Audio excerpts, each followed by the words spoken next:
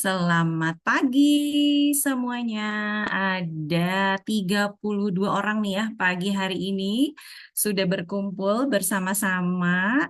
Selamat pagi, semoga semuanya sehat-sehat. Dan Assalamualaikum warahmatullahi wabarakatuh. Ada saya, Kavita Anggraini akan menemani HEG kita Heroes Enterpriser Gathering di pagi hari ini nanti ya kurang lebih sekitar 1,5 jam sampai 2 jam ke depan. Dan untuk Anda-Anda, Bapak Ibu, rekan-rekan yang masih mau mengundang ya rekan kerjanya, atau mungkin ada juga nih kira-kira yang, wah kayaknya aku punya teman akan cocok sekali nih dengan ilmu di pagi hari ini. Boleh ya dikasih tahu ya di Japri-Japri masih ada waktu. Selamat pagi untuk yang sudah sapa-sapa, ada Elsa, ada juga Kak Devi Fibriani ya. Ini saya dari Bandung ya, ngomong-ngomong Bandung Barat. Lagi panas banget nih ya beberapa hari ini ya. Ini lagi dari mana aja sih nih? Boleh nih sapa-sapa komen-komen ya. Ini pada dari mana aja nih semuanya nih ya. Dari Jogja. Wow, selamat pagi. Balikpapan, ih seru ya kalau ada lintas pulau ya. Malang juga ada Dr. Dwi Reski Amalia, selamat pagi. Balikpapan, Makassar, Banjarmasin. Wah, kalau yang ini kayaknya ini ya grupisnya Dokter Nadia nih ya, grupis. Terus ada Banjarbaru, ada Depok, ada Klaten, Kalimantan Selatan. Wah seru ya pagi hari ini ya. Terima kasih sudah ikut berpartisipasi. Sekali lagi yang masih mau mengundang rekan-rekan yang lain boleh silakan ya. Masih ada waktu. Yang mau juga punya pertanyaan juga silahkan. Nah, kebenaran ada yang nanya nih, kenapa kok selamat pagi ya? Betul sekali karena di sini di HDI ya kita semuanya mau pagi, siang, malam tetap selamat pagi supaya tetap semangat gitu ya. Kak Devi ya, semoga cukup jelas ya. Nah, untuk yang belum kenal juga katanya tak kenal maka tak sayang gitu ya. Nah, ini udah kelihatan belum slide yang saya share? Boleh komen-komennya kalau udah kelihatan, udah ya. Terima kasih Kak Elsa. Ya, selamat pagi. Sekali lagi selamat datang di HDI Family, di HDI Family ya. Kalau di sini semuanya semangat selalu, semangat pagi gitu ya. Nah, untuk yang belum tahu HDI itu apa, nah ini saya kenalin dulu ya. Kita flashback dulu ya, sejarahnya sedikit. Jadi, HDI itu adalah bukan perusahaan kemarin gitu ya, bukan anak kemarin sore gitu, bukan ya. Tapi kita sudah ada di Indonesia sendiri itu udah kurang lebih 30 tahun ya. Nah, berawal di tahun 86 sebetulnya ya. Itu berdirinya awalnya di Singapura, Bapak Ibu ya, HDI itu ya. Kemudian melebarkan sayap bisnisnya ke Malaysia, Filipina, Hong Kong, Indonesia dan juga Makau. Dan Anda semua sekarang yang ada di ruangan ini beruntung sekali karena di Indonesia ini HDI juga termasuk yang paling pesat ya bisnisnya, pertumbuhannya ya. Kita bergerak di bidang distribusi produk kesehatan dan juga kecantikan yang fokusnya pada produk yang natural, yaitu produk perlebahan. Kita ada di 6 negara, di Indonesia sendiri ada di 130 lebih kantor cabang di seluruh Indonesia. Jadi untuk Anda yang mau berbisnis di sini tidak usah khawatir ya, karena kantor cabangnya udah banyak dari Sabang sampai Merauke, dari Aceh sampai Papua, dan member kita sementara ini baru ada 2,7 juta total member HDI. Jadi kita masih punya banyak sekali ya peluang untuk mengembangkan bisnis ini. Kelewat. Nah, ini saya juga mau memperkenalkan kantor pusat kita yang ada di HDI Hive Menteng, Jakarta Pusat ya. Jadi kantor pusat kita ada di Jakarta. Untuk yang penasaran, ini nanti kalau main-main ke Jakarta dari Kalimantan gitu ya, dari Klaten, pengen dong lihat kantor pusatnya HDI. Nah, mampir-mampirlah ke daerah Menteng. Ini daerahnya cukup pusat kota ya. Kalau naik kereta nih dari Bandung ke Jakarta itu pasti kelihatan. Udah mau deket-deket Gambir itu kelihatan di samping kiri ya. Sampai hafal saya ya. Ada gedung bertingkat 5, bentuknya seperti sarang lebah. Nah, seperti terlihat di sebelah kanan ini adalah kantor pusat kita ya. Di situ kita bisa melakukan berbagai macam aktivitas, mau bisnis bisa, mau belanja juga tentunya bisa, mau diskusi sama tim kita juga bisa ya, mau belajar di sana juga bisa. Nah, kemudian bagaimana dengan sertifikasinya nih? Perusahaan udah 30 tahun ada di Indonesia, berarti udah terbukti produknya oke ya. Tapi nggak cuma sekedar katanya-katanya oke aja, tapi kita tentunya kalau di Indonesia juga harus ada sertifikasinya, dan juga kita punya award yang juga sudah banyak ya ada di Indonesia. Jadi kita nggak usah khawatir untuk konsumsi produk-produknya ya, Bapak Ibu ya. Yang pasti kalau sebagai seorang Muslim, kita harus memastikan bahwa produk yang kita konsumsi, mau skincare-nya, mau suplemennya gitu ya, itu adalah halal. Indonesia, betul ya. Nah, kita sudah punya sertifikasi halal dari 3 negara. Alhamdulillah ya, dari Indonesia ada, kemudian juga dari Malaysia ada, dan juga dari Amerika Serikat nih kalau nggak salah ya. Dan selain produknya yang halal, kita juga bisnisnya juga tentunya harus halal. Dalam arti kita tidak merugikan siapapun gitu ya, berbisnis di sini gitu ya. Kita sudah halal melalui Dewan Syariah Nasional Majelis Ulama Indonesia. Jadi untuk yang Muslim kita sudah tenang banget nih, berbisnis di sini sudah pilihan yang sangat cocok sekali ya. Kita juga produk-produknya sudah tersertified di Badan POM Indonesia tentunya ya. Kemudian juga kita masuk ke dalam Asosiasi Penjualan Langsung Indonesia yang resmi ya, bukan abal-abal. Dan tentunya ini juga satu-satunya asosiasi penjualan langsung yang termasuk dalam Asosiasi Penjualan Langsung Dunia gitu ya. Jadi nggak bisa asal-asal, kita udah resmi semuanya. Dan juga nih ada buku yang merah ini nih Bapak Ibu, ya namanya MIMS. Nah, kalau Bapak Ibu yang bekerja di bidang medis gitu ya, ini pasti tahu kalau MIMS ini adalah nih judulnya MIMS Drug Reference gitu. Jadi kalau misalnya para pekerja medis mau memberikan resep nih buat pasiennya gitu ya, sakit apa. Nah, si nama obatnya itu harus ada di dalam buku MIMS ini, artinya mereka sudah tersertifikasi, sudah melalui sejumlah proses penelitian gitu ya, jadi sudah aman. Nah, alhamdulillahnya produk-produk kita sudah ada di MIMS juga. Selain suplemennya juga untuk skincare-nya juga sudah ada di sini ya. Jadi halal iya, BPOM iya gitu ya, masuk MIMS juga iya, penelitiannya pun banyak gitu ya. Jadi insya Allah aman, sehat, nyaman kita ya mau menggunakannya juga. Dan di bawah ini sebelah kiri, ini banyak sekali awards. Kalau ini banyaknya untuk produk skincare kita ya, namanya Biskin. Nah, ini banyak sekali dapat award penghargaan, terutama dari majalah-majalah lifestyle yang ada di Singapura, di Indonesia juga ya. Jadi kita juga tidak perlu khawatir, produk-produk kita ini sudah oke banget ya. Nah, produknya apa aja sih?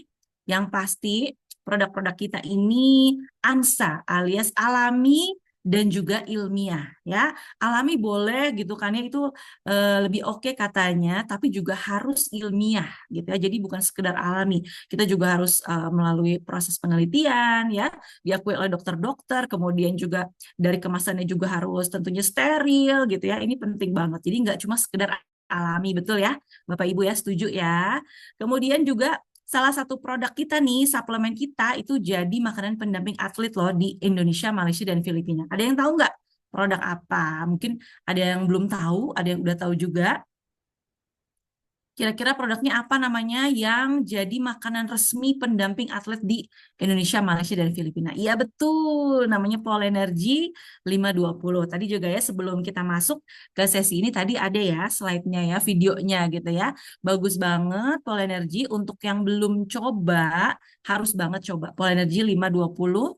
Ini ada nih di bawah nih ya, di rak bawah nih paling kanan. Nah, itu dari Polen, dan juga itu untuk menggantikan kalau misalnya suka agak lemes, yang suka-suka ngopi, pengen berubah gitu ya, aku nggak mau ketergantungan kopi gitu ya. Nah, coba deh diganti sama Polenergy karena dia nutrisinya bagus sekali dan juga bisa menggantikan nutrisi-nutrisi yang mestinya kita konsumsi setiap hari ya. Kalau clover honey mungkin udah pada tahu ya, ada clover honey, ini madu yang cukup viral juga terutama waktu kemarin nih, waktu pandemi. Sebetulnya clover honey ini juga yang memperkenalkan saya masuk ke dalam HDI ini ya, blessing in disguise. Jadi sehat iya, berbisnis juga iya gitu ya. Kemudian ada Propoelix-nya, Propoelix Plus juga itu khusus untuk yang cancer, punya riwayat cancer, ada herbal remedy, ada royal jelly juga. Nah, ini yang produk-produk unggulan kita. Di bawahnya kita juga punya Bee Botanics. Jadi nggak cuma suplemen, nggak cuma skincare tadi udah disebut ya, ada juga body care-nya namanya Bee Botanics. Ada shampoo, ada hair serum, ada facial wash, kemudian ada toothpaste juga, ada untuk bayinya juga untuk massage ya dan lain sebagainya. Nanti boleh tanya kepada yang mengundang Anda ya, kalau penasaran produk-produk HD itu apa aja. Yang pasti alami dan bagus-bagus semua. Alhamdulillah udah coba semuanya saya juga ya. Untuk yang penasaran silahkan dicoba satu persatu. Dan ini juga bagus banget, best product kita punya skincare namanya Biskin ya. Ada dua line, ada V line, ada W line. Yang pasti skincare ini berbeda dari yang lain. Bedanya apa sih? Kita itu six core antioksidan ya. Jadi kalau di luaran sana ada produk-produk skincare maksimal biasanya 2 atau 4 gitu ya antioksidannya. Kalau kita ada 6. Kemudian kita juga made in Korea. Kenapa sih harus made in Korea? Karena di sana sampai saat ini masih produsen skincare yang terbaik di dunia ya. Jadi kita mau yang terbaik juga dong ya untuk konsumen-konsumen kita dan yang pasti bebas 14 bahan kimia berbahaya. Jadi aman sekali untuk ibu hamil dan ibu menyusui. Bagus banget ini semua produknya. Alhamdulillah saya juga udah coba ya dan cocok semuanya alami aman karena sudah certified juga, sudah ilmiah juga ya.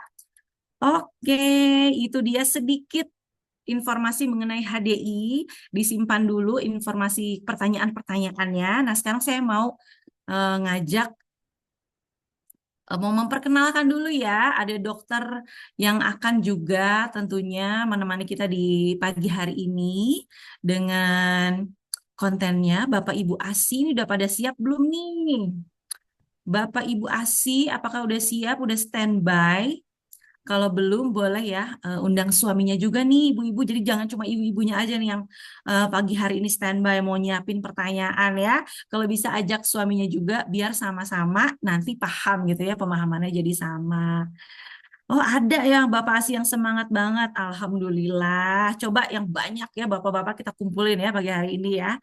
Ini dia ada Dokter Nadia Anissa yang Nadia Muslimah Anissa ya nama lengkapnya ya yang akan juga malam hari ini pagi hari ini sorry akan menemani kita di sini. Selamat pagi, Dok. Pagi, Kak. Oke. Udah terdengar ya suaranya Dokter Nadia ya? Rekan-rekan ya. Halo, pagi semuanya. Oke, ternyata Dokter Nadia Anissa ini dari Banjarmasin, betul ya, Dok ya? Tuh, Kalimantan, Kalimantan Selatan. Seru ya, luar biasa ya pagi hari ini. Jadi ada dari Jawa Barat ke Kalimantan Selatan. Alhamdulillah kita punya teknologi ya yang luar biasa yang menggabungkan kita sama-sama bisa belajar di pagi hari ini. Beliau ini adalah ibu dari 2 orang anak. Bapak Ibu ya, anaknya masih balita ya, tapi masih ibunya juga sat-sat banget nih kayaknya ya. Beliau ini adalah seorang dokter yang lulus 2019 ya dari FKULM ya. Coba ULM tadi singkatan apa, Dok? Universitas Lambung Mangkurat, Kak. Nah, Universitas Lambung Mangkurat yang ada di Banjarmasin ya. Banjarmasin, ya. Betul ya. Beliau juga adalah seorang dokter umum di RSUD dan juga apotek kimia farma dan juga seorang certified lactation counselor. Wow, luar biasa ya. Dan juga eksekutif diamond leader HDI. Wow, luar biasa ini ya. Sat-sat banget ini kelihatan banget aktif kayaknya ya orangnya ya. Nggak mau diem ya dok, benar ya dok ya. Ingin selalu memberikan manfaat ya untuk banyak orang.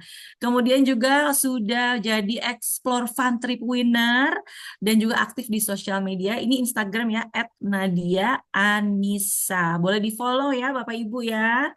Oke, untuk pagi hari ini silakan dokter untuk menyampaikan informasinya yang akan disampaikan dan rekan-rekan Bapak Ibu pagi hari ini yang mau punya pertanyaan boleh ya langsung aja nanti di chat di kolom chat nanti akan kita bacakan pertanyaannya akan dijawab juga oleh Dokter Nadia setelah pemaparan beliau berikut ini. Silakan langsung ya Dok.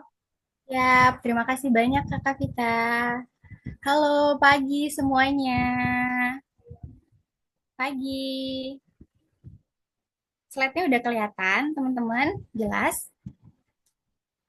Oke, sebelumnya aku mau ucapin terima kasih banyak atas antusiasnya, baik dari rekan-rekan HDI yang mau mengundang teman-teman yang lain, mungkin yang belum jadi member HDI juga terima kasih banyak atas kepercayaannya untuk mengikuti webinar pada malam hari ini. Nah, jadi ini kalau Heroes Enterprise Gathering ini memang bisa diikutin oleh umum ya, karena ini kita di sini sharing-sharing bagi ilmu buat semuanya. Nah, jadi topik yang mau saya bawakan pada hari ini adalah siap menjadi ayah dan ibu ASI. Karena makin ke sini itu kayak minat terus excited orang-orang itu banyak banget tentang menyusui dan bagaimana berhasil menyusui atau mengasihi seperti itu. Nah, kenapa sih saya tertarik gitu ya menjadi seorang konselor laktasi atau misalnya saya juga tertarik mengkampanyekan nih tentang menyusui. Selain memang karena berbasis pada pengalaman, betapa sulitnya waktu saya anak pertama itu belajar menyusui karena jujur ketika saya sebagai seorang dokter pun ilmu tentang menyusui, bagaimana cara menyusui itu sangat minim sekali didapatkan di bangku kuliah maupun bangku koas gitu. Nah, tapi ternyata alhamdulillah sekali saat ini teknologi sangat memudahkan kita untuk banyak mengais ilmu tentang menyusui. Harapan saya bisa banyak bantu banyak bapak ibu sekalian berhasil menjadi ayah ibu ASI hebat buat anak-anaknya gitu. Nah, jadi teman-teman, organisasi kesehatan dunia nih yang ngomong WHO sama UNICEF. Nah, itu udah merekomendasikan supaya bayi baru lahir itu mendapatkan ASI eksklusif, teman-teman. Jadi ASI eksklusif itu tanpa tambahan apa-apa selama 6 bulan. Nah, kenapa sih bukan tanpa alasan ya? Itu karena ASI ini adalah nutrisi alami terbaik bagi bayi dengan kandungan gizi paling lengkap dan paling sesuai buat pertumbuhan bayi yang optimal, teman-teman. Bahkan setelah usia bayi 6 bulan dan bayi mendapatkan makanan tambahan, ASI tetap disarankan untuk dilanjutkan hingga usia bayi 2 tahun, teman-teman. Nah, jadi ini bukan kata Nadia ya. Jadi ini udah anjuran dari Organisasi Kesehatan Dunia, WHO, dan UNICEF. Nah, terus kita berkaca nih pada data di Indonesia. Jadi sebanyak 68% teman-teman cakupan ASI eksklusif di Indonesia pada tahun 2023. Kita perlu berbangga karena apa? Karena ini udah merupakan peningkatan yang cukup baik teman-teman sejak tahun 2017 yang tadinya baru 52% cakupan ASI eksklusifnya. Jadi ini udah ada progresif ya, udah ada peningkatan gitu. Tapi data dari Survei Kesehatan Nasional pada tahun 2023 ternyata hanya 27% bayi baru lahir yang menerima ASI pada jam pertama. Terus ada 1 dari 5 bayi diberi makanan atau cairan lain nih selain ASI dalam 3 hari pertama. Sehingga ini masih menjadi perjuangan kita bersama. Kenapa? Karena memang pas awal-awal setelah persalinan itu fase yang cukup berat dan membingungkan gitu ya teman-teman sehingga ini masih jadi PR dan perjuangan kita biar kita bisa tingkatin nih lebih banyak lagi bayi baru lahir yang dapat ASI dan angka keberhasilan ASI eksklusif di Indonesia jadi lebih meningkat gitu. Nah, sebelumnya kita perlu tahu menyusui itu apa sih kira-kira gitu. Apakah nenen langsung menetek langsung seperti ini ataukah boleh dikatakan kalau misalkan ngasih ASI lewat botol karena habis dipompa seperti ini atau ngasih ASI lewat gelas seperti ini itu kira-kira bisa nggak dikatakan menyusui? Kira-kira nih boleh nggak dikatakan menyusui kalau dari botol atau dari media pemberian ASI lainnya gitu. Nah, jadi pengertian menyusui sendiri pun oh bisa selama isinya ASI. Ya, bisa bisa. Nah, jadi pengertian menyusui sendiri pun itu mengalami perubahan. Jadi dulu dulu itu menyusui itu atau bahasa yang lebih kita kenal meneteki atau meneneni atau bahasa Inggrisnya breastfeeding itu adalah proses pemberian susu atau ASI dari ibu langsung dari payudara ibu. Nah, dulu pengertian menyusui sebatas itu.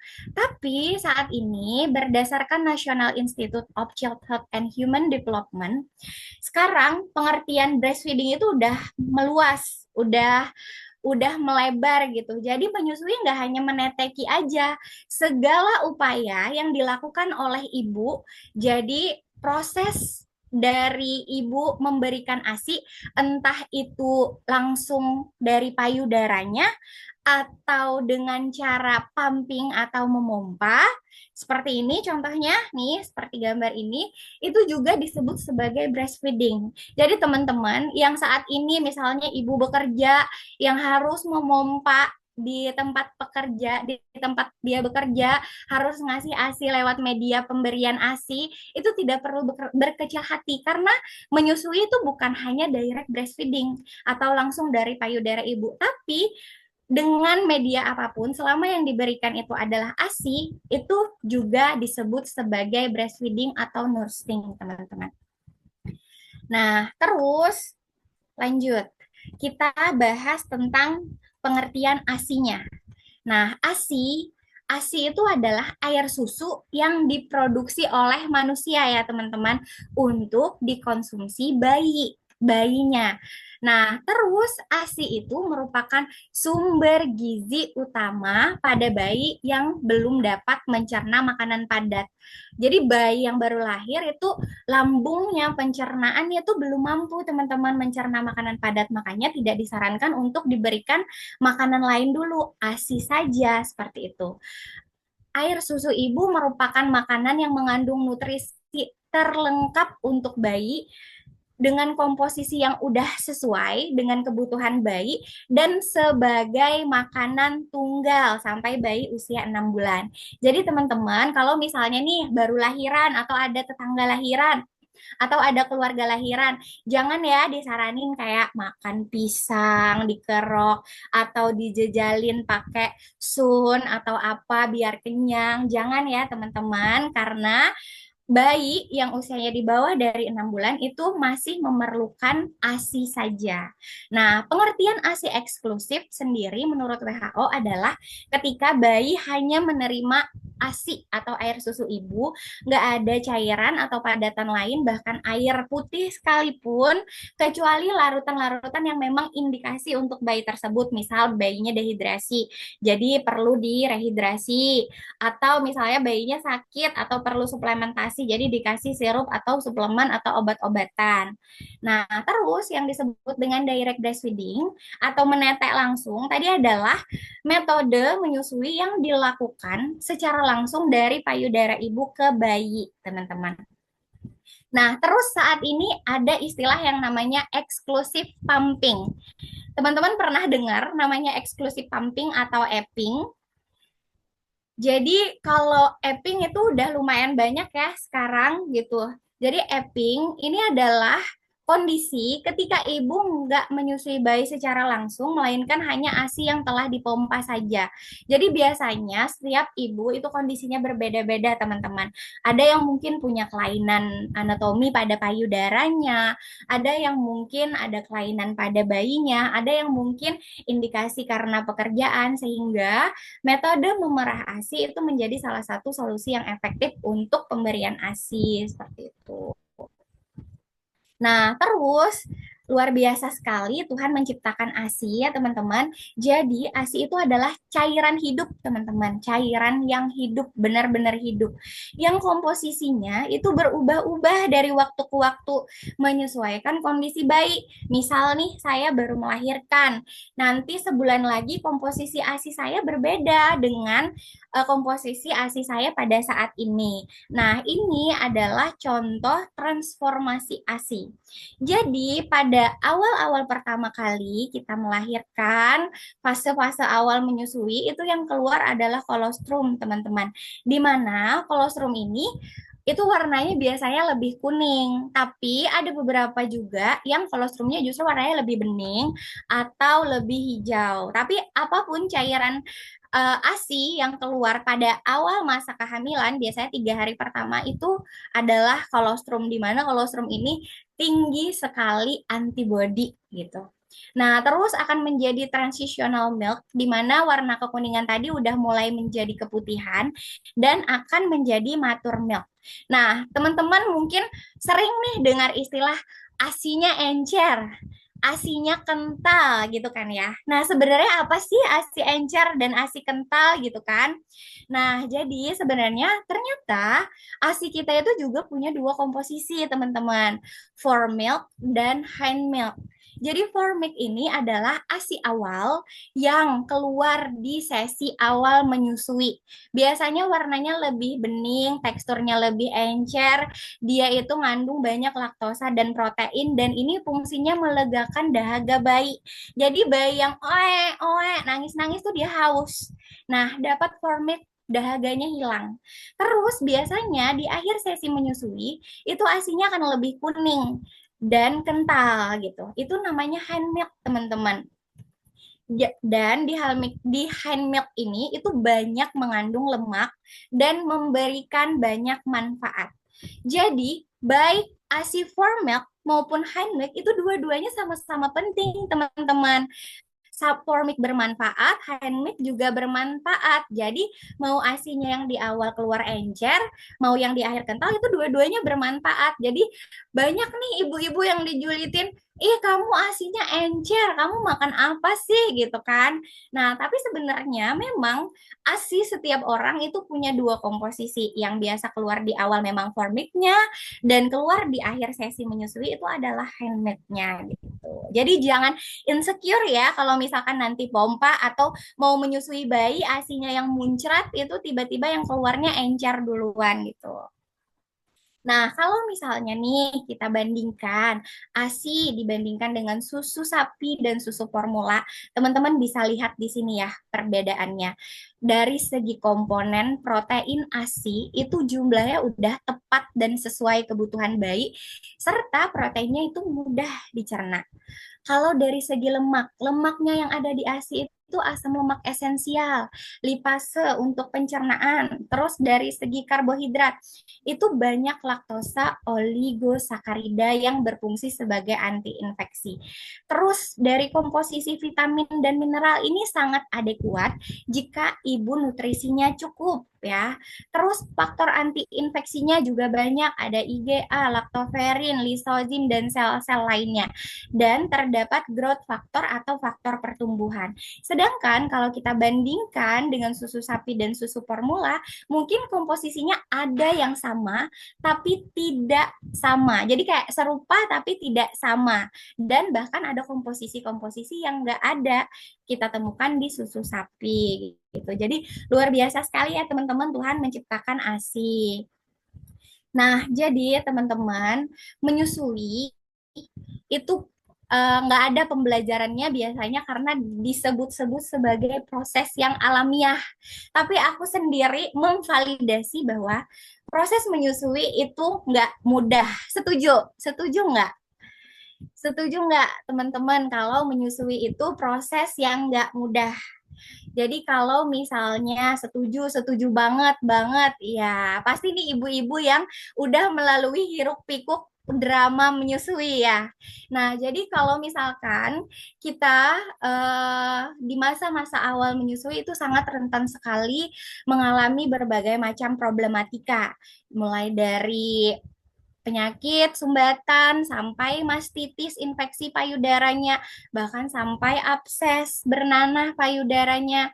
Terus nggak sedikit pasien-pasien saya itu datang dengan berlinang air mata karena baby blues dan postpartum depression.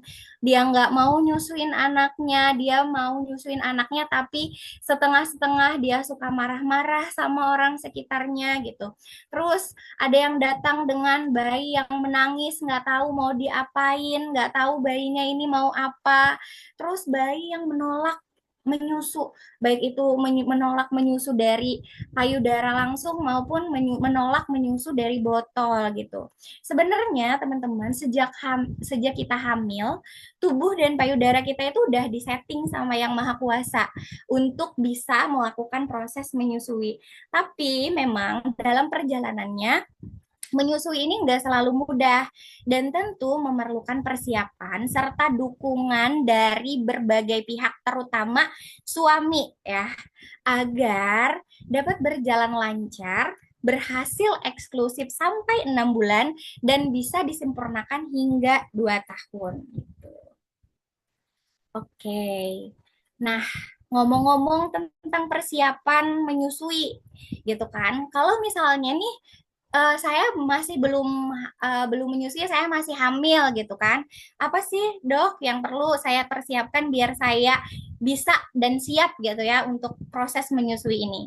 Nah, teman-teman jangan lupa ketika teman-teman udah dinyatakan garis 2 positif hamil, teman-teman harus rutin melakukan yang namanya pemeriksaan berkala atau antenatal care atau disebut juga ANC.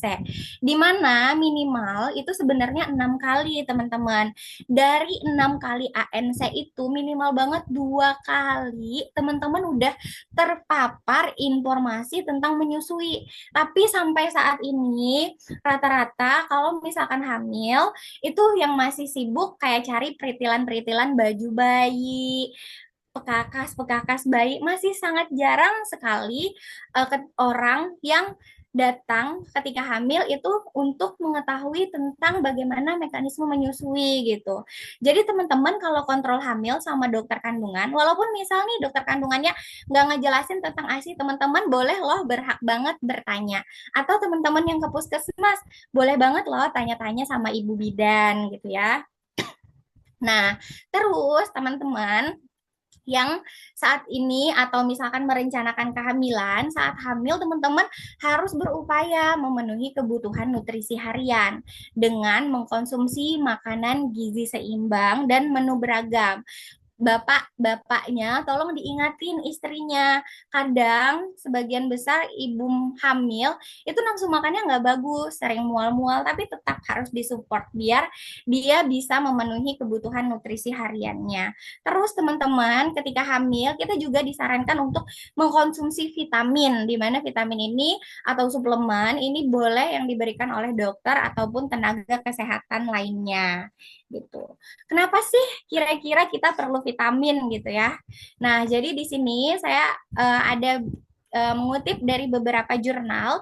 Sini ada tentang sebuah systematic review dan meta analisis ya, di mana di sini adalah membahas tentang konsumsi vitamin dan mineral selama hamil gitu. Di mana hasilnya ternyata hasil meta analisisnya menunjukkan perbaikan teman-teman pada beberapa outcome ibu hamil, di mana bisa menghindarkan dari prematur, menghindarkan dari bayi lahir tidak cukup bulan atau berat bayi lahir rendah. Nah, selain itu hasil di meta analisis ini juga menunjukkan bahwa pemberian suplementasi ternyata nggak memberikan efek mortalitas atau efek buruk pada ibu maupun pada bayinya gitu. Terus di sini juga disebutkan pada jurnal lain ya, disebutkan bahwa pemberian suplemen yang optimal itu dapat menurunkan komplikasi pada kehamilan, teman-teman, di mana komplikasi pada kehamilan ini itu bisa kena ke ibu atau bisa kena ke anak. Kalau ke ibu ini contohnya kayak anemia, terus hipertensi kehamilan, kondisi diabetes, hipertiroid, keracunan kehamilan, dan kalau misalkan komplikasi pada bayi itu bisa jadi bayinya mengalami anemia, ada penyakit, berat bayi lahir rendah, kondisi lahir prematur, ataupun adanya alergi. Nah, di sini ada satu buah suplemen alami ya berbahan dasar perlebahan yang udah dapat penghargaan sebagai Best of the Best Pregnancy Product gitu dari Parents World 2022. Di sini adalah Royal Jelly, teman-teman. Jadi di sini Royal Jelly dikatakan kaya akan nutrisi gitu.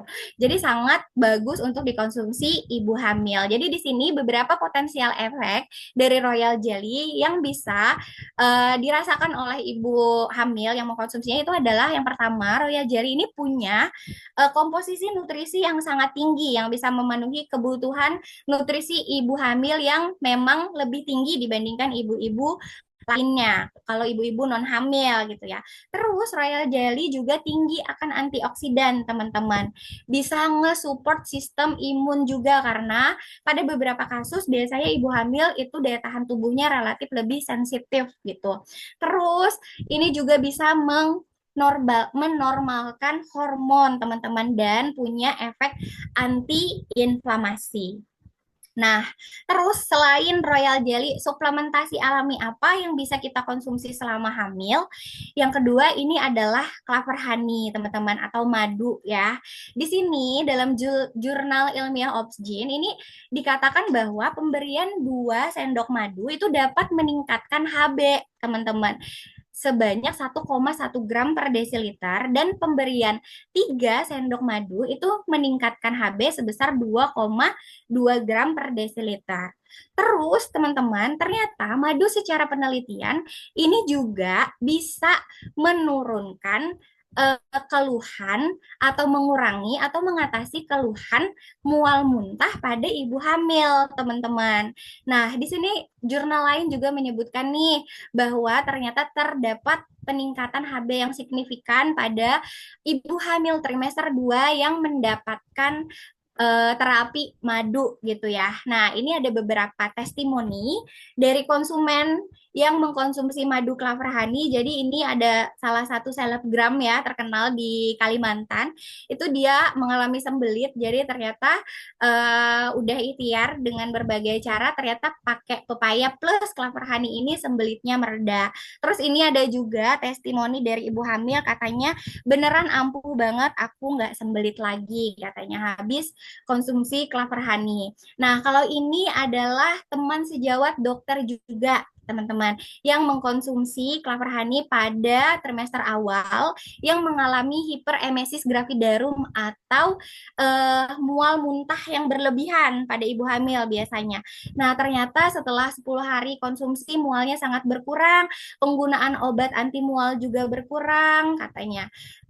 Dan ini juga obatnya katanya cuma 1 kali sehari aja diminum. Jadi sangat berefek ya untuk membantu ibu hamil yang mengalami mual dan muntah gitu. Nah, kita lanjut lagi tentang persiapan ibu ayah ASI selama hamil. Nah, selain teman-teman tadi mengkonsumsi suplemen, teman-teman, ibu, ayah, ini juga perlu nih berdiskusi tentang rencana menyusuinya. Jadi ngobrol sama suaminya. Nanti menyusuinya gimana? Mau mencoba direct breastfeeding kah? Atau misalnya istrinya ternyata ada sesuatu, ternyata tidak maunya pumping saja kah? Atau ternyata mau konsultasi ke konselor laktasi kah misalnya? Didiskusikan sama suaminya, media pemberian ASINya apa, kita kasih dot kah, misal seperti itu, atau jangan nanti bingung puting kalau dikasih dot, kasih gelas aja misalnya bayinya. Itu perlu didiskusikan sama suami biar nanti setelah udah ada bayinya itu bisa langsung satset. Terus ini nih yang paling penting, tentukan rencana kontrasepsi setelah melahirkan. Jangan sampai teman-teman udah persiapan menyusui dengan persiapan udah 90% lah, tiba-tiba bayi baru umur 4 bulan kebobolan hamil lagi. Ada nggak yang kebobolan padahal masih menyusui gitu kan? Korban kebobolan ada nggak? Padahal masih ASI, masih mau menyusui anaknya. Ini sering terjadi ya teman-teman. Jadi kayak jadi golongan ibu-ibu yang takut hamil padahal ada suaminya gitu. Hahaha ada katanya. Nah iya ini pasien saya banyak juga yang ternyata korban kebobolan. Jadi bayinya masih 6 bulan, 9 bulan gitu. Aku dok, ada dok gitu kan. Nah, jadi pentingnya teman-teman biar nanti setelah proses melahirkan itu langsung satset, pokoknya abis masa nifas langsung dipasang kontrasepsinya. Nah, terus ajak suaminya buat sama-sama belajar teknik menyusui. Khususnya ini ya teman-teman, saya kasih tahu kuncinya. Posisi dan perlekatan. Jadi teman-teman, ketika teman-teman mau jago menyusui langsung, teman-teman perlu belajar yang namanya posisi dan perlekatan menyusui yang benar. Biar nggak sendiri, belajarnya bareng sama suami. Kalau istrinya nggak belajar, tolong suaminya diingetin istrinya buat belajar teknik menyusui. Terus mulai mempersiapkan peralatan yang kiranya diperlukan untuk menunjang proses menyusui. Misal working mom. Kalau menurut saya, working mom itu pompa ASI adalah investasi karena ketika kita jauh dari bayi kita perlu mempertahankan yang namanya kebutuhan ASI gitu ya, sehingga perlu kita siapkan kira-kira apa saja, apakah perlu pompa ASI, apakah kantong ASI. Beda nih ceritanya kalau misalkan kerjanya kantornya ternyata di seberang rumah. Jadi ketika waktu menyusui udah deh izin nyeberang sebentar netekin bayi dulu lalu balik lagi ke kantor. Tapi kalau misalkan nggak memungkinkan seperti itu, teman-teman perlu mempertimbangkan alat untuk memompa ASI. Nah, terus ini mungkin teman-teman masih belum banyak yang tahu. Ini ada yang namanya antenatal expression, teman-teman. Jadi memijat payudara atau memerah ASI sejak hamil. Jadi teman-teman, umumnya ASI dan kolostrum itu udah mulai diproduksi sejak usia 16 minggu. Nah, tapi antenatal expression atau pijat payudara ketika hamil ini hanya boleh dilakukan ketika teman-teman dapat izin dari spesialis kandungan. Karena tidak semua kondisi kehamilan itu boleh melakukan antenatal expression. Misal pada kondisi yang mungkin kondisi kehamilannya masih lemah gitu, sering ngeplek di dokter kandungan, maka boleh melakukan ketika usia kandungan lebih dari 30, lebih dari sama udah matang ya teman-teman. Nah, sebaiknya antenatal expression ini dilakukan minimal banget pas usia kandungannya 37 minggu. Karena apa? Karena ini bisa memacu hormon oksitosin atau hormon pengeluaran ASI. Nah, antenatal expression dapat dilakukan sendiri, entah itu kita melakukan massage atau pijat laktasi mandiri atau melakukan breast care pijat laktasi.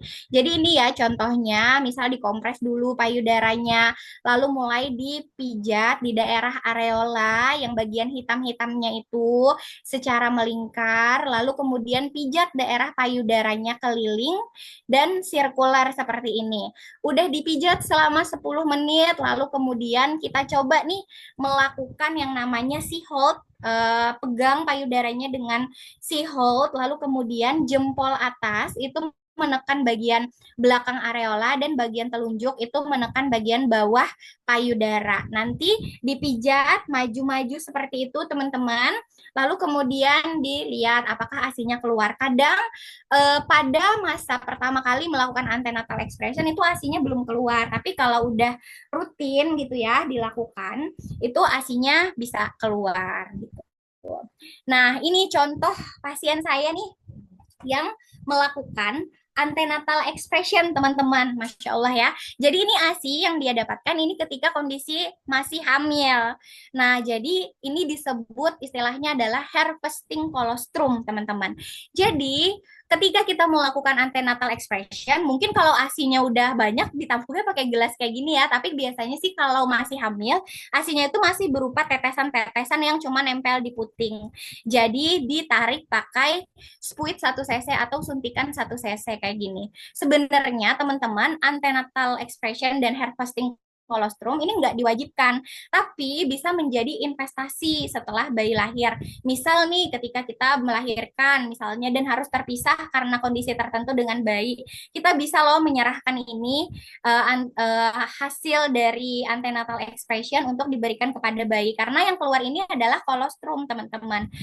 Terus beberapa eh, pasien saya yang melakukan hair fasting colostrum ini merasa dia lebih percaya diri akan keberhasilan menyusui karena punya cadangan ASI. Jadi kayak nggak worry kalau misalkan harus terpisah dengan bayinya dulu gitu.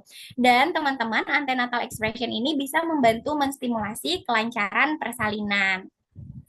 Nah, terus kita bahas nih peran ayah ASI. Ada ayah ASI nggak di room ini?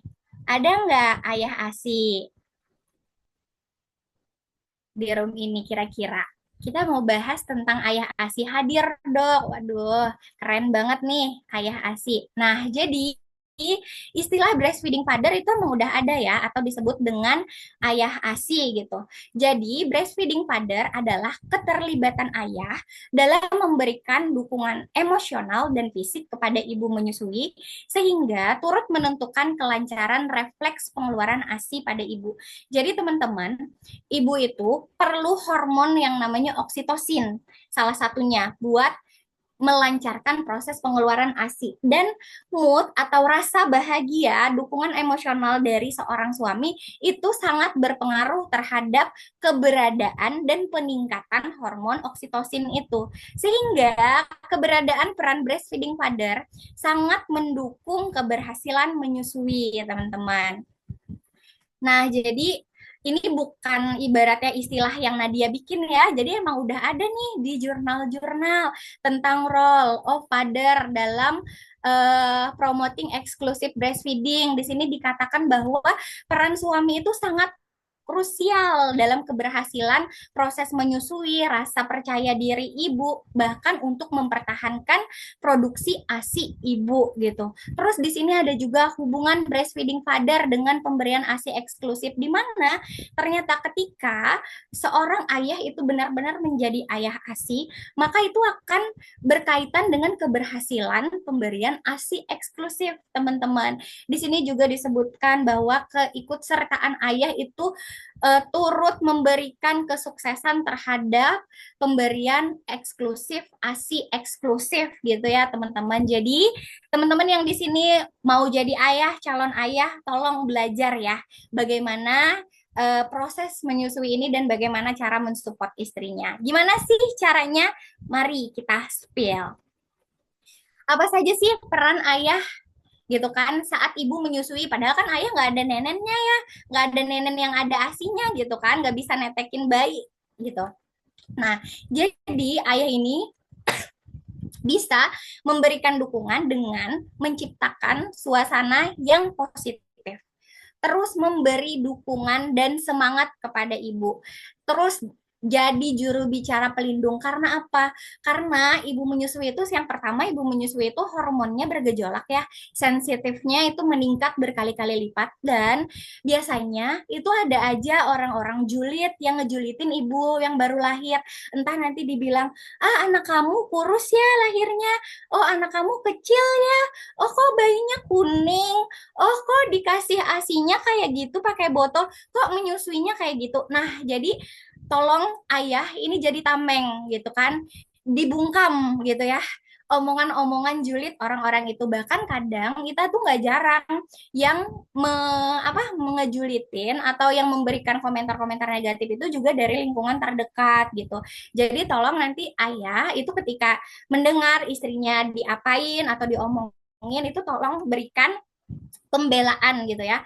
Enggak, ini misalnya bayinya lagi proses belajar menyusui. Enggak, ini istriku hebat kok, dia belajar banget untuk menyusuinya, tapi masih sama-sama belajar aja, makanya masih belum terlalu lihai. Tapi aku yakin kok nanti dia bisa menyusui gitu. Pokoknya ayah nih yang paling support buat istrinya. Terus jadi teman mengasihi, karena nggak jarang ya kita itu pasti begadang.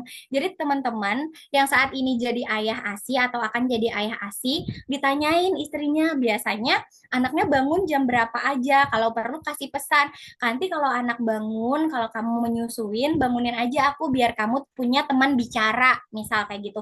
Atau kalau misalkan malam, kamu mau kasih asinya lewat botol, kamu tidur, istirahat, nanti aku yang kasih, misalnya kayak gitu. Jadi seperti itu perannya. Terus menjadi orang tua yang sebenarnya. Jadi bantulah merawat bayi. Jadi belajar juga misalnya memandikan bayi, ganti popok bayi. Jangan hanya tugas-tugas itu dilimpahkan kepada ibunya gitu. Dan ayah perlu bersikap bijaksana dan tidak egois ya. Terus teman-teman, ayah ASI ini perlu banget memberikan pendampingan ekstra saat fase awal menyusui. Karena apa? Si ibu menyusui ini sangat mudah tantrum, teman-teman. Ibu itu baru melewati perjuangan panjang melahirkan. Entah itu dia melahirkan langsung, entah itu dia melahirkan sesar, itu udah perjuangan panjang yang taruhannya itu nggak darah aja, tapi juga nyawa gitu. Ibu itu melalui banyak perubahan, baik itu fisik, bentuk tubuhnya udah berubah, jadi rasa kepercayaan dirinya itu udah berubah, terus hormonnya juga melonjak naik turun drastis, terus kebiasaannya juga berubah, siklus tidurnya berubah, dan prioritasnya sekarang berubah, ada bayi. Mungkin kalau sepadat-padatnya pekerjaan, kita masih bisa untuk istirahat atau tidur ya, meninggalkan kalau kita memang udah nggak tahan lagi. Tapi bayi kalau udah dia ngamuk, nangis, mau nenen, itu kayak kita nggak bisa meninggalkan dia karena bagi bayi itu kita adalah dunianya gitu. Sehingga teman-teman, ibu itu perlu partner dalam mengambil banyak keputusan. Jadi tolong kepada ayah-ayah sekalian, calon ayah sekalian, berikanlah pendampingan ekstra khususnya pada fase awal-awal menyusui. Nah, fase awal menyusui sering disertai banyak keluhan seperti puting lecet, payudara bengkak, tidak percaya diri karena ASINya nggak keluar atau keluarnya sangat sedikit. Terus pada awal menyusui juga sering banget kita sama-sama belajar posisi dan perlekatan. Jadi posisi perlekatan itu nggak sesuai, teman-teman. Bayinya nggak nyaman menyusui sehingga menyusuinya lepas-lepas, payudaranya jadi lecet, nyeri saat menyusui, bahkan nggak jarang pasien itu datang udah kondisinya putingnya mau putus berdarah gitu ya, dan ini memberikan rasa trauma ke ibu untuk menyusui gitu. Nah, terus ibu perlu mengungkapkan apa yang dirasakan dan bantuan apa yang kiranya diperlukan kepada support system, tenaga medis maupun konselor laktasi. Dan mintalah solusi kepada yang berkompeten. Jangan percaya-percaya mitos, dan mitos-mitos tersebut kadang justru menyulitkan ibu dan bayi gitu ya. Nah, terus ketika teman-teman berada di fase awal menyusui, teman-teman harus belajar untuk tetap tenang, berpikir positif, dan selalu berdoa untuk kelancaran proses menyusuinya. Belajar perlahan dan hindari ketergesaan. Teman-teman tahu nggak, saya tuh kan punya anak dua ya. Saya udah melewati drama hiruk pikuk menyusui di anak pertama, tapi di anak kedua itu tetap terulang kembali dramanya karena bayi kita mungkin udah berilmu ya, tapi bayinya ini bayi baru lahir yang dimana dia juga baru belajar. Jadi kalau di awal-awal kita itu kesulitan menyusui, ASINya belum keluar banyak, itu sangat wajar teman-teman. Tapi yang penting teman-teman tetap semangat untuk belajar dan usahakan selalu bersama dengan bayi dan untuk menawarkan untuk menyusui terus semaunya bayi meskipun ASINya belum keluar. Jadi jangan sampai ketika teman-teman nih pencet-pencet payudaranya nggak ada ASINya, nggak mau ditetekkan ke bayinya. Jangan. Justru stimulasi itulah ketika teman-teman memberikan payudara ke bayi dan bayi belajar menghisap, stimulasi itulah yang menyebabkan otak itu memberikan hormon untuk memproduksi dan mengeluarkan ASI, teman-teman. Sesuaikan posisi dan perlekatan menyusui dengan kondisi ibu pasca persalinan. Misal nih, ibu SC, berarti boleh nggak nyusuinya sambil berbaring? Boleh. Nanti kalau misalkan nyusui berbaring, katanya bayinya bisa sesak napas atau keselak. Bisa kok, asal posisi dan perlekatannya sesuai. Jika karena kondisi tertentu, bayi dan ibu terpisah, maka ibu jangan menunda memerah ASI, jangan menunda menstimulasi ASI. Jadi karena pengalaman di anak pertama ya, ASINya itu cukup lambat keluarnya. Jadi anak kedua saya habis keluar dari ruang operasi, saya masih terpisah sama bayi saya. Itu saya langsung ngambil alat pompa dan memompa dengan posisi berbaring. Saya nggak memikirkan itu ASI ketika keluar mau tumpah kah, mau apakah gitu. Tapi yang penting ada stimulasi karena pada saat itu saya belum bisa IMD, belum bisa menyusui langsung. Tapi jangan tunda melakukan stimulasi karena semakin dini teman-teman menstimulasi maka semakin cepat ASINya akan keluar gitu ya, teman-teman. Pemberian suplementasi dapat membantu mempercepat proses pemulihan ibu pasca melahirkan dan memenuhi kebutuhan mikronutrisi ibu untuk memperlancar proses menyusui. Nah, ini tentang suplementasi selama menyusui ya, teman-teman ya. Jadi di sini juga disebutkan oleh banyak jurnal nih. Di sini disebutkan mengkonsumsi suplementasi selama menyusui terhadap mikronutrisi. Jadi ternyata ketika mengkonsumsi suplementasi selama menyusui itu meningkatkan status nutrisi, baik itu status nutrisi ASI-nya atau komposisi ASI-nya maupun status nutrisi bayinya. Terus di sini juga disebutkan nih pemberian mikronutrisi atau mengkonsumsi mikronutrisi itu ternyata berhubungan dengan peningkatan kadar Hb, zinc, dan tembaga pada ibu menyusui. Suplemen yang dikonsumsi itu ternyata berhubungan dengan komposisi atau nutrisi ASI.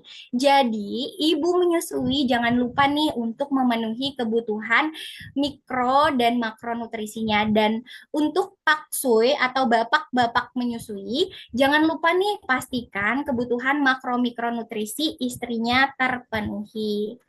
Nah, di sini disebutkan ada beberapa suplemen yang alami gitu ya. Bipolen contohnya. Di sini Bipolen itu dikatakan nutrisi super lengkap gitu. Pokoknya banyak banget komposisinya, mulai dari protein, karbohidrat, lemak, fiber, vitamin, mineral, banyak banget intinya. Nah, dan bipolen ini dapat menjadi apiterapi yang tinggi antioksidan dan menjadi imun booster ketika dikonsumsi. Terus di sini juga disebutkan mengkonsumsi bipolen saat menyusui itu dapat meningkatkan nutrisi, status nutrisi pada ASI-nya dan mengkonsumsi bipolen itu bisa memenuhi kebutuhan nutrisi seperti zinc, magnesium, dan zat besi gitu. Selain bipolen, ternyata ada juga nih suplemen yang dapat dikonsumsi oleh ibu menyusui.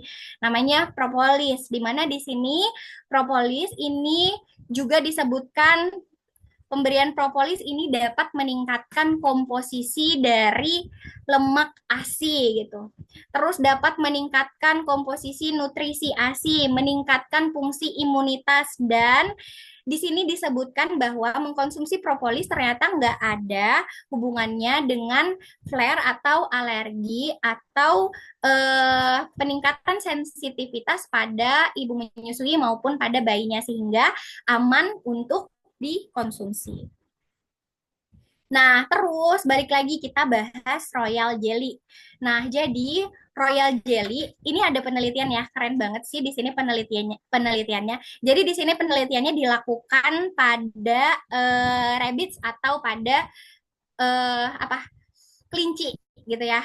Nah, jadi di sini kelincinya dikasih percobaan, dikasih hormonal treatment untuk memproduksi ASI dan non hormonal treatment. Non hormonalnya dikasih apa? Dikasih royal jelly.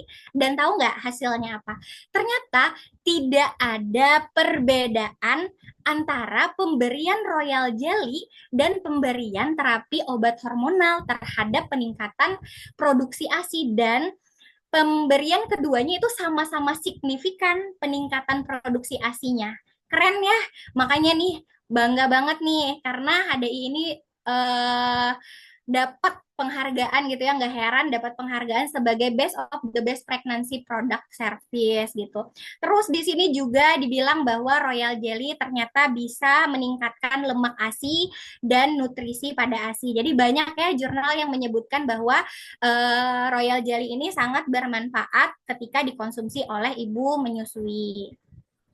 Nah, teman-teman, jadi ini adalah kumpulan testimoni beberapa pasien saya dan saya pribadi. Nah, kalau yang ini nih saya pribadi ya. Jadi produk HDI pertama yang saya konsumsi setahun yang lalu itu adalah Polenergy, teman-teman. Karena saat itu saya masih menyusui. Jadi pada saat itu saya usia menyusuinya itu bayinya sekitar 22 bulan apa 20 bulanan. Jadi ASINya udah nggak terlalu banyak, tapi masih sangat cukup. Jadi ini awalnya bisa dilihat ya, ASINya lebih bening. Terus pas konsumsi polenergi kelihatan ya ketika form milk dan whole milknya terpisah, ini ASINya lebih kuning. Dan whole milknya coba teman-teman lihat ya, banyak banget. Nah, terus ini adalah salah satu pasien saya, dia konsultasi online gitu kan tentang problem low supply dan biasanya ASINya itu sedikit dan lebih banyak formilnya. Sedangkan tadi kita perlu ngebalance nih antara keduanya karena bayi perlu high milk untuk pertumbuhan, kenaikan berat badan gitu kan. Nah, jadi ini sebelum konsumsi itu ASINya bening, lebih bening, formilnya high milknya nggak kelihatan. Terus setelah konsumsi polenergi, dia langsung bilang kayak gini, langsung ngechat saya, langsung ngabarin, dok coba lihat katanya ini isinya kayak high milk semua gitu katanya. Ini bahasa Banjar ya teman-teman. Nah, beda banar warnanya, yang ulun panahi itu bening banar katanya. Katanya beda banget warnanya, yang dipanahin itu bening sedangkan yang di atasnya itu kuning. Jadi handmade-nya banyak banget segini handmade-nya. Nah, terus ini juga beberapa testimoni dari teman-teman yang mengkonsumsi katanya alhamdulillah handmade-nya udah nggak cari-cari lagi, berat bayi naiknya signifikan 1,5 kilo, 1,7 kilo, terus naik lagi 800 plus 200. Terus katanya ada yang mau menyapi terus konsumsi polenergi niatnya buat energi booster, ternyata muncrat lagi. Terus ini juga salah satu pasien aku yang konsumsi polenergi sekali pumping dapat 400 mili. Nah, dan ini luar biasa sekali ya. Ini salah satu konsumen saya juga, pasien saya juga. Jadi dia itu pindahan dan ASINya sampai sisa segini aja, tapi niatnya kuat banget mau melakukan relaktasi, teman-teman. Relaktasi itu mau memproduksi ASI kembali. Pokoknya habis ini saya mau kasih ASI lagi ke anak saya. Teman-teman coba lihat deh, dari yang tadinya pumping cuma dapat segini, terus setelah rutin konsumsi polenergi disertai dengan stimulasi yang baik juga dengan diperbaiki jadwal pompanya, terus akhirnya bisa full 1 botol. Nah, ini saya waktu mencoba mencek status ASI ketika sudah menyapi, ini udah 3 bulan ya menyapi, tapi waktu sampai detik ini saya masih konsumsi polenergi karena untuk aktivitas yang padat merayap menurut saya polenergi ini emang energi booster terbaik. Dan saya coba tes-tes ternyata masih keluar dong ASINya. Jadi teman-teman bisa lihat ya, ini di jari saya masih muncrat. Padahal ini statusnya saya udah 3 bulan nggak menyusui. Dan saya menyapi anak saya itu di usia 2 tahun 2 bulan gitu. Luar biasa sekali ya teman-teman. Nah, terus kita bahas nih sedikit lagi tentang bayi menangis. Nah, jadi teman-teman, biasanya kita panik kalau misalkan bayi itu menangis. Padahal menangis itu belum tentu lapar gitu. Menangis itu bisa jadi rasa nggak nyaman. Dia terbiasa hangat, didekap erat di dalam perut kan itu dia terdekat gitu ya. Terus sekarang di luar di dunia gitu kan dingin rasanya. Atau bayinya kelelahan karena habis acara akikah 7 hari 7 malam misalnya. Atau habis dibawa kemana jalan-jalan gitu kan. Atau dia mengalami sakit atau ada nyeri atau bayinya memang benar-benar lapar atau efek makanan yang dikonsumsi oleh ibu, misal ibunya makan apa gitu kan, sedikit banyak ada terserap ke ASINya dan bayinya nggak suka dengan aromanya, mungkin ibu makan jengkol, makan pete misal. Terus bisa juga efek obat yang dikonsumsi ibu atau misal ibu mengalami hiperlaktasi ketika menyusui, ASINya justru terlalu banyak dan bikin mulut bayi penuh. Atau bayinya mengalami reflux atau kolik atau bayi mengalami kebutuhan khusus. Kalau misalnya bayi menolak menyusu itu perlu dievaluasi apakah ada penyakit atau bayi mengalami kesakitan ataukah bayi ternyata di bawah pengaruh obat, dia ngantuk misalnya habis dikasih obat makanya dia nggak mau nyusu, atau ternyata kita yang salah memposisikan posisi bayinya, atau ternyata ada perubahan yang kita buat sehingga bikin bayi bingung dan kesal. Misal biasanya mamanya pakai parfum apa, terus parfumnya berubah warnanya jadi aneh. Jadi saya pernah dapat pasien bayi menolak menyusu, ternyata sebabnya adalah ibunya ganti sabun mandi gitu.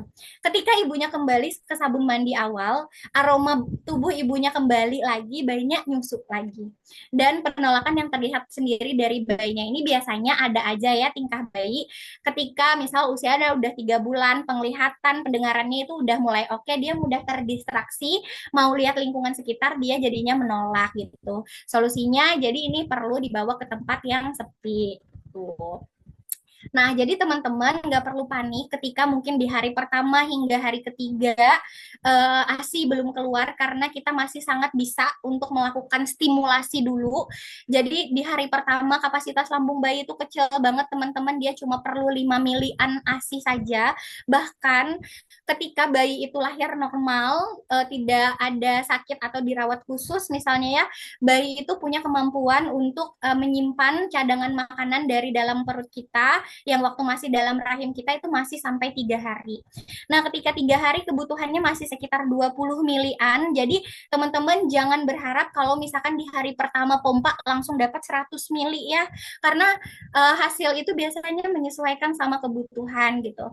Dan 1 minggu itu udah ke 40 milian dan 1 bulan itu ke 80 milian. Dan sekali lagi ini hanya patokan ya teman-teman, bisa jadi di bulan pertama bayi saya bisa menghasilkan 80 mili, tapi bayi orang hanya bisa meminum misalnya 50 mili, tapi 50 mili kalori dan 80 mili kalori yang ada pada bayi saya dan pada bayi dia bisa jadi itu udah sama-sama memenuhi karena balik lagi tadi ASI itu sifatnya menyesuaikan kebutuhan bayi gitu. Yang penting kita perlu ngecek tanda-tanda kecukupan ASI aja, bayinya pipisnya 5 kali dalam sehari, jadi pas kita ganti popok selalu penuh, dan kenaikan berat badan itu sesuai dengan target kurva pertumbuhan.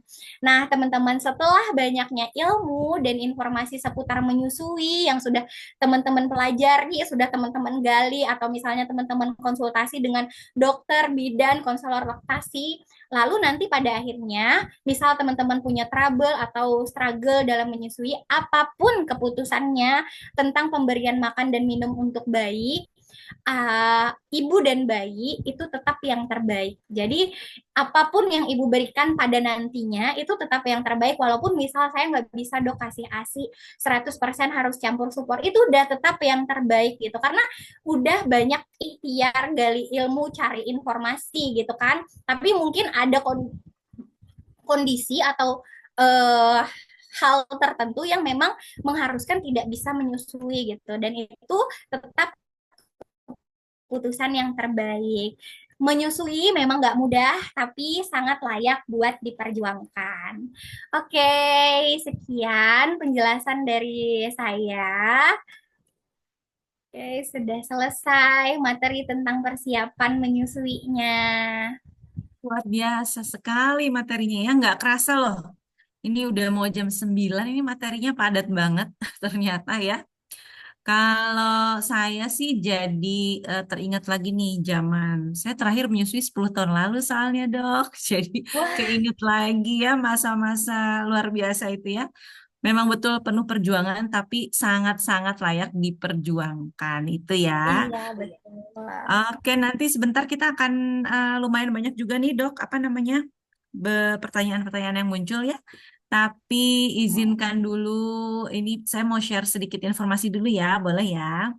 Boleh Sebelum silahkan. kita masuk ke pertanyaan. Oke, ini udah masuk lagi ya slide saya ya. Oke, nah sedikit kalau tadi nih teman-teman ya, Dokter Nadia udah dengan flowingnya enak banget gitu ya, menceritakan mengenai eh, berbagai produk HDI juga yang kebetulan juga sangat bermanfaat gitu ya untuk ibu-ibu menyusui gitu ya, dari Royal Jelly, kemudian ada juga Polenergy dan juga Clover Honey gitu dengan testimonial-testimonial yang luar biasa sekali gitu ya, senang banget ya kita lihatnya ya. Nah untuk Anda juga yang masih tertarik tapi masih kepo gitu, tadi udah dapat nih info dari Dokter Nadia tapi masih kepo kira-kira manfaat-manfaat dari produk-produk HDI yang tadi disebut sama Dokter Nadia dan produk-produk lain itu apa aja, boleh nanti belajar lagi di IKIT. Kita punya ya katalog digital. Kemudian juga kita punya HDI Learn dan juga nanti kalau khusus untuk produknya kita punya session khusus gitu ya. Kita punya training namanya Be Product Knowledge. Ini khusus sekali untuk produk-produk dari kita dibahas secara mendalam. Ini khusus Zoom training ya, ada 1 sampai 2 jam lah kurang lebih. Nah, gimana caranya pengen tahu lebih banyak lagi mengenai produk-produk kita? Nanti untuk Anda yang belum bergabung dengan HDI, boleh nanti langsung menghubungi yang sudah mengundang Anda di pagi hari ini gitu ya. Gimana sih caranya? Aku mau dong gitu untuk tahu lebih banyak lagi mengenai produk-produk HDI gitu kan ya. Silakan, nanti mudah sekali caranya. Ya langsung jadi member aja, karena membernya ini jadi member itu mudah sekali. Ya, joinnya ada biaya registrasinya Rp50.000 atau kalau mau free juga bisa, nanti tanya deh sama yang mengundang Anda gitu ya. Emang kalau jadi member HDI keuntungannya apa aja sih gitu ya. Nah, ada 3 nih yang pasti kalau jadi konsumen ya sebagai member itu langsung dapat diskon belanja di bulan pertama itu 10%. Ya, maksimalnya di Rp150.000. Ih, lumayan banget ya kalau ibu-ibu kita harus jadi ibu-ibu yang cermat ya dan juga harus terutama masalah keuangan gitu ya. Jadi dapat diskon belanja 10% lumayan ya. Dan juga nanti kita juga bisa dapat cashback nektar alias diskon belanja untuk pembelanjaan berikutnya gitu ya. Ini bagus banget, kepake banget, kerasa banget ya. Kemudian juga ada subsidi ongkir untuk pengiriman ke seluruh Indonesia. Ada juga free konsultasi kesehatan dan kecantikan dengan dokter-dokter dari HDI. Ada promo-promo bulanan juga. Jadi kita setiap bulan itu selalu ada promonya ya, teman-teman ya. Promo bulanan itu ganti-ganti gitu. Kayak bulan ini kita punya promo madu, dapat beli yang seharga 500 gram, dapat 250 gram free ya. Lumayan banget. Udah mulai menipis ya kabarnya ya si promo ini ya. Jadi cepat-cepat aja tanya sama yang mengundangnya gitu kalau misalnya masih pengen kebagian promo ini. Kita juga punya e-magazine setiap bulannya. Nah, kalau mau lebih smart lagi gitu ya, pengen jadi seller juga dong karena ternyata nih setelah dicoba produk-produk HDI itu sangat-sangat bermanfaat gitu ya untuk hidup kita itu sangat-sangat memudahkan gitu ya. Pengen jadi seller juga dong, pengen dong sharing-sharing. Jadi nggak cuma kita nih yang ngerasain manfaatnya. Nah, begitu kita sharing, banyak sharing sama banyak orang, teman-teman kita, teman kantor ya, sahabat, teman-teman SMA mungkin ya, kita juga bisa dapat komisi 10 sampai 15% ya, teman-teman ya. Dan kita juga bisa dapat langsung portal nih ya, portal untuk berbisnis. Kita langsung dapat 2. Yang satu namanya HDI One. Jadi di situ nanti kita bisa lihat semua perkembangan bisnis kita di satu portal dan juga kita nanti misalnya nih mau belanjain gitu ya, mau nitipin just tip gitu ya istilahnya kurang lebih ya just tip gitu ya.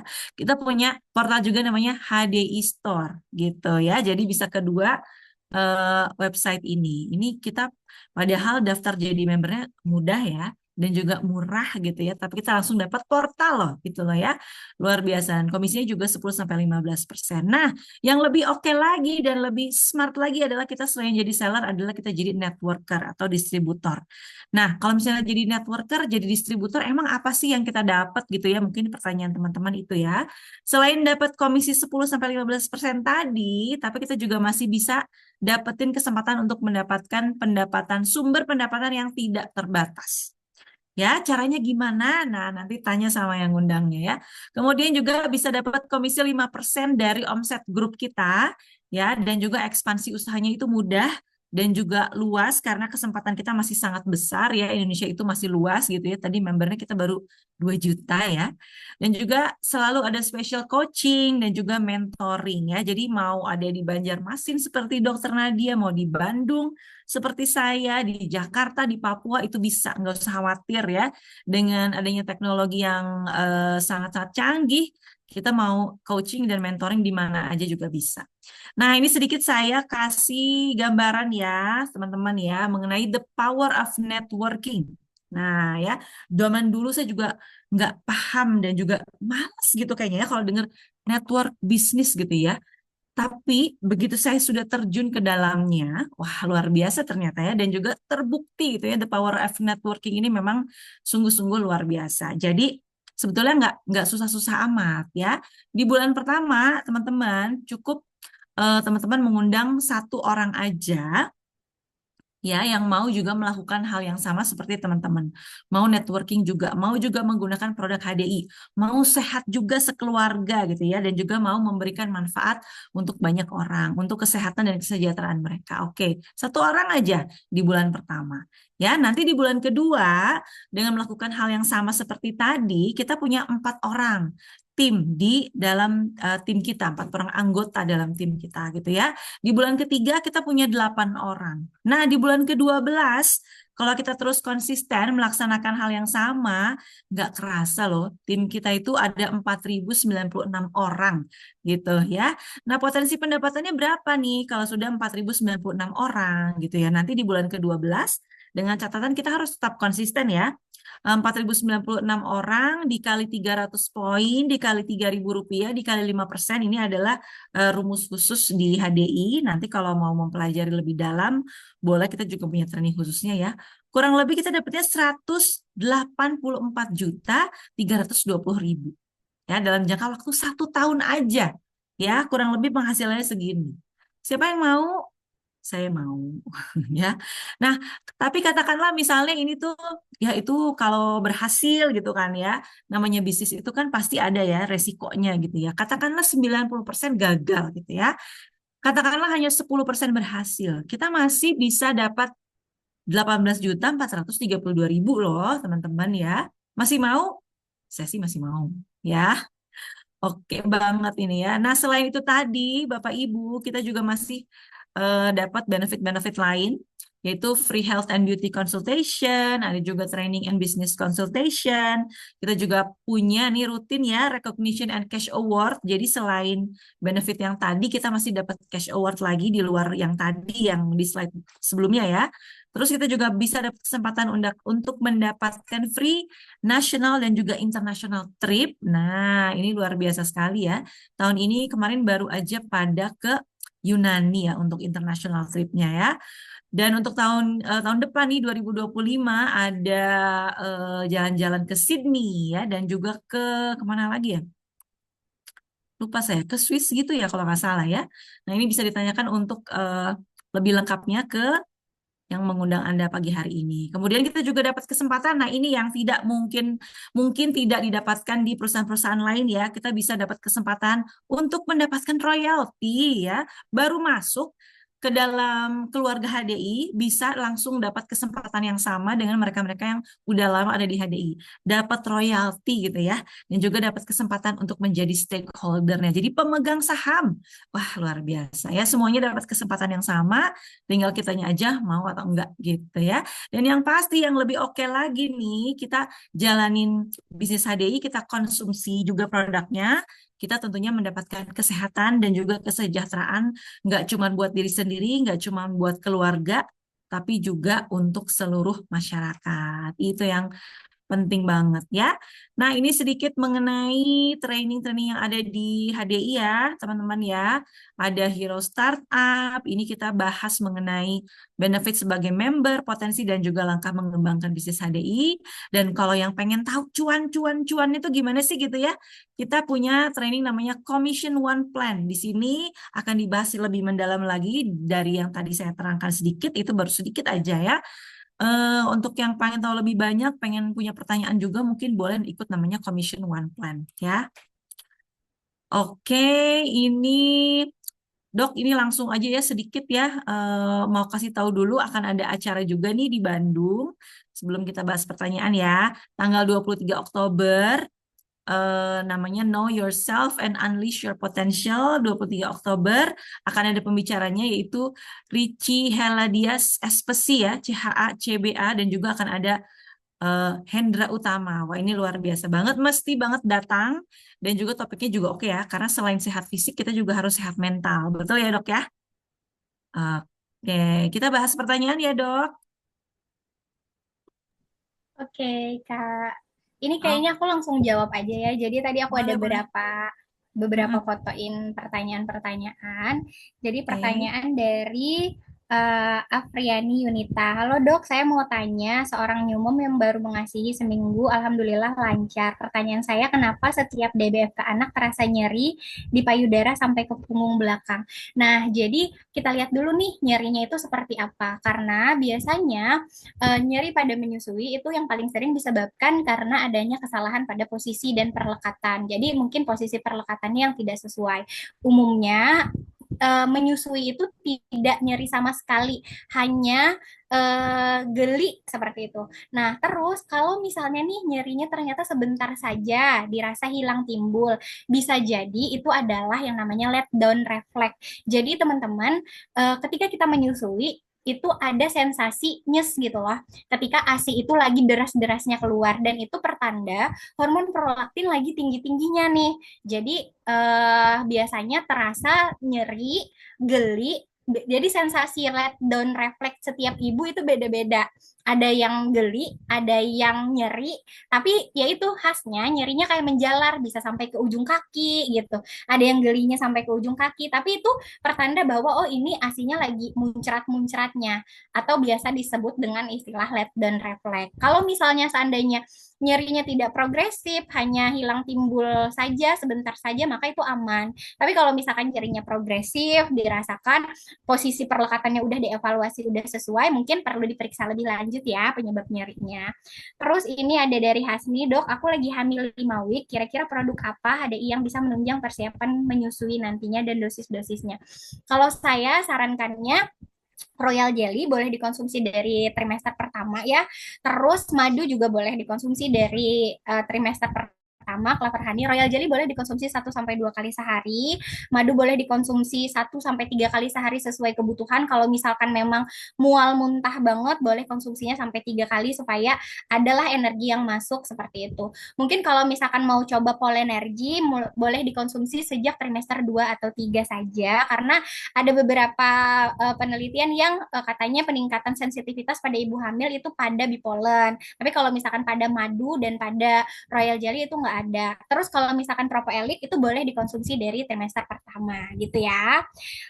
Terus pertanyaan berikutnya dari Berti. Selamat pagi dok, saya Berti dari Kalimantan. Saya mengasihi anak selama sebulan, usia bayi 4 bulan. Apakah ASI saya bisa kembali? Saya punya kendala karena ibu pekerja, pergi pagi, pulang dekat malam hari, sedangkan untuk memancing ASI harus ada isapan bayi. Bisa. Jadi ini yang namanya relaktasi. Jadi kalau relaktasi itu ada dua teman-teman. Balik lagi ke pengertian menyusui yang sekarang sudah luas ya. Jadi relaktasi itu dulu adalah bagaimana caranya si bayi ini bisa nenen langsung, kembali nenen, mau nenen gitu ya ke ibu. Tapi saat ini relaktasi itu ada dua definisi, bisa menyebabkan ASI keluar lagi setelah sebelumnya seret atau bahkan pernah terhenti sama sekali gitu ya. Bahkan bisa keduanya, bisa asinya keluar lagi dan menyusui bayinya lagi. Nah, tapi keduanya ini memang effortnya perlu effort yang cukup besar dan kesabaran seluas samudra kalau saya bilang ke pasien saya. Apalagi pada bayi-bayi yang usianya sudah di atas 3 bulan, itu bisa menyusu kembali, tapi biasanya perlu waktu hingga 1 sampai 2 bulan berlatihnya. Karena bayinya udah aware sama lingkungan sekitar, distraksinya udah banyak banget gitu. Tapi kalau misalnya back to breast relaktasi yang meningkatkan atau memunculkan kembali produksi ASI itu bisa pada usia berapapun. Karena di luar negeri itu banyak sekali ibu-ibu adopsi. Bahkan kalau di Indonesia saya pernah dapat berita waktu saya pelatihan konselor menyusui, seorang nenek, jadi dia anaknya melahirkan, ibunya itu meninggal, jadi nenek ini mau menyusui cucunya. Jadi dilakukan namanya induksi. Jadi neneknya memompa, habis itu neneknya melakukan skin to skin, melakukan penawaran payudara secara berkala gitu. Dan pada akhirnya neneknya berhasil mengeluarkan ASI dan berhasil direct breastfeeding. Kalau misalnya nih mentok-mentok kita nggak bisa DBF lagi, tapi kita mau memproduksi ASI lagi, apalagi saya lihat tadi kondisinya ibu pekerja yang pergi pagi pulang pagi ya, dimana momen untuk menyusuinya pun mungkin terbatas hanya di malam hari mungkin. Nah, ini menurut saya menjadi EPING itu sangat jadi solusi yang ibaratnya bisa diperjuangkan gitu. Kalau misalkan mau kembali memberikan ASI ke bayinya, dengan catatan perlu adanya jadwal pompa, perlu adanya kecocokan alat pompa karena alat pompa itu pada setiap orang beda-beda. Terus lubang corong di alat pompa itu pada setiap orang beda-beda, perlu diukur berapa diameternya, perlu pakai insert berapa gitu ya. Nanti kalau misalkan kakak perlu informasi lebih lanjut, kakak boleh banget hubungin saya untuk berkonsultasi lebih lanjut. Tapi yang jelas, apakah bisa melakukan relaksasi atau memberikan ASI kembali, apalagi usia bayinya masih 4 bulan, bisa jawabannya ya. Terus di sini ada lagi mau tanya, kenapa saat masih menyusui anak kemudian ternyata hamil lagi menyusui jadi makin sakit. Jadinya saat dulu saya menyusui anak pertama saya tidak sampai 2 tahun pas saya lepas karena sakit banget. Kenapa? Karena adanya ketidakseimbangan hormon itu tadi. Jadi hormon hamil sama hormon menyusui itu dia bertolak belakang gitu. Jadi kalau misalkan nih kita lagi menyusui dan kita kondisinya misalnya lagi hamil gitu kan, itu bisa jadi hormonnya bentrok. Jadi biasanya bisa menyebabkan rasa nyeri entah di payudara, entah di tubuh, entah di rahimnya, malah ada jadi kontraksi gitu. Makanya pada beberapa orang pun ketika dia hamil lagi dan dia masih ingin menyusui anak pertamanya, itu perlu konsultasi dengan dokter kandungan tentang bagaimana kondisi kesehatan kandungannya. Apakah kuat atau boleh untuk menyusui gitu? Apakah berhenti sementara lalu kemudian nanti menyusuinya double? Karena banyak banget pasien saya itu yang dia berhenti sementara, lalu kemudian menyusui dua-duanya. Jadi si kakak dan si adik dapat ASI langsung. Terus ada juga yang kata dokter kandungannya oke, kandungannya boleh untuk menyusui dan dia tetap bisa menyusui sampai usia 9 bulan. Tapi biasanya memang ketika hamil pas lagi menyusui itu memang ASINya akan lebih seret karena ya itu tadi hormon produksinya bentrok sama hormon hamil gitu. Terus ada lagi Mau dibantu dok? lumayan banyak lumayan banyak ya pertanyaannya. Iya. Obat yang kita konsumsi saat jadi busui itu ngaruh nggak ke ASI? Kadang ada ibu-ibu yang nggak mau anaknya minum obat pada saat sakit, contoh demam. Jadi cukup ibunya minum obat. Ini hoax ya teman-teman. Jadi kalau misalnya apakah kandungan obat itu ada dalam ASI? Jawabannya ada, tapi mungkin dosisnya sangat kecil dan bukan dosis terapeutik gitu. Nah, tapi kalau misalnya nih ibu itu tujuan minum obatnya adalah supaya anaknya nggak demam, itu hoax ya, itu sebuah kesalahan. Jadi kalau misalkan anaknya demam, tetap anaknya yang minum obat. Kalau ibunya sakit, tetap ibunya yang minum obat, tapi dengan catatan obatnya harus aman untuk ibu menyusui gitu. Kenapa anak Oke. ASI cenderung lebih kecil, nggak begitu gemoy, agak sulit ngejar BB-nya? Sebenarnya ini berbeda-beda ya. Jadi anak saya yang pertama itu ASI beratnya biasa aja, terus anak yang kedua itu sampai obesitas. Jadi tergantung memang bagaimana stimulasi dari ASI kita. Jadi anak yang kedua itu obesitas karena saya terlalu banyak stimulasi dan saya banyak memberikan bagian hind milknya gitu. Jadi peningkatan berat badannya waktu di awal itu luar biasa, 1,5 2 kilo gitu. Karena udah ngerti formik keluar di awal, hind milk keluar di akhir. Jadi ketika saya pompa, itu saya biasanya saya pisah 10 menit pertama sama 10 menit terakhir karena saya salah satu ibu yang hiperlaktasi juga.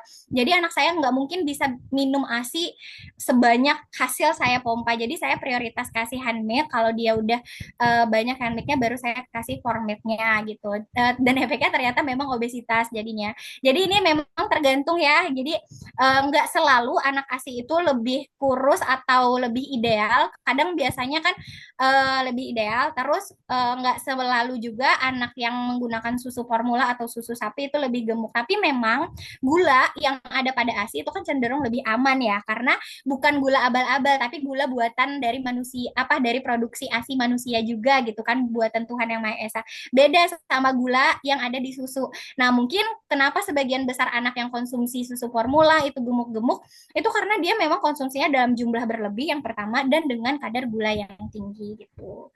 Terus posisi menyusui rebahan yang optimal. Nah, mungkin ini nanti perlu sesi khusus kali ya kita bahas Iya lebih betul. lanjut karena ini satu SKS nih kalau tentang posisi dan perlekatan gitu.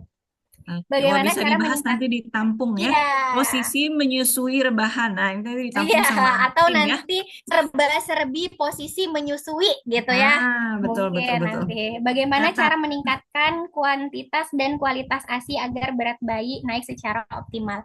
Memenuhi kebutuhan nutrisi harian ibu. Jadi kuncinya adalah di ibu. Kalau ibu hidrasinya cukup, nutrisinya cukup, itu maka eh, insya Allah ASI yang dihasilkan itu juga nutrisinya cukup. Tapi kalau misalnya ibu nutrisinya nggak cukup, itu yang pertama tubuh ibu yang akan dikorbankan. Jadi ASI itu akan menarik banyak nutrisi, makanya ibu rambutnya rontokan, tulangnya sakitan gitu kan, karena itu ibu nggak cukup nutrisinya gitu. Nah, tapi dia berkorban supaya ASINya lebih optimal. Tapi kalau ketidakcukupan nutrisi pada ibu itu terjadi dalam jangka waktu yang lama gitu kan, maka eh, nutrisi pada ASI juga tidak cukup. Akhirnya bayi yang tadinya mendapatkan ASI saja yang harusnya menurut WHO tadi cukup ya nutrisinya untuk 6 bulan, akhirnya ternyata berat badannya tidak naik optimal karena memang dari komposisi ASI-nya gitu yang belum tercukupi karena ibunya yang malnutrisi gitu. Mual muntah saat hamil, setiap makan lebih mual, nggak bisa makan, disarankan Clover Honey bisa. Jadi Clover Honey memang ada penelitiannya memang terbukti buat menurunkan atau mengatasi masalah muntah pada ibu hamil khususnya pada trimester-trimester awal. Setiap menyusui ada tetesan ASI di ketiak dan ada sedikit lemak berlebih di ketiak. Bagaimana biar mengecil lemaknya? Jadi teman-teman kalau misalkan payudara itu terdiri dari banyak saluran ya, dan muara salurannya itu adalah puting. Tapi beberapa ibu ada yang punya muaranya tidak di puting, ada kayak saluran tambahan gitu, muara saluran. Jadi teman-teman jangan heran, misal nih ada yang menyusui asinya nggak keluar di puting, tapi misalnya di dada sini, karena muara dari saluran ASINya ada satu di dada atau misalkan di ketiak.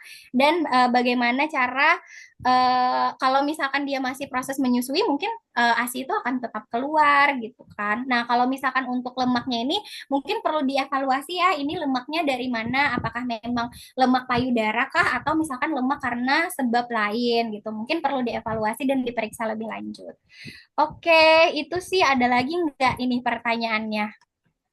Kayaknya udah semua ya kalau yang tadi Iya. saya catat. Mm-mm. Oke, kalau begitu terima kasih banyak. Ini seru banget ya. Wah, konselor Iya, banyak laktasi yang excited luar karena biasa. mengalami ya. Mm-mm.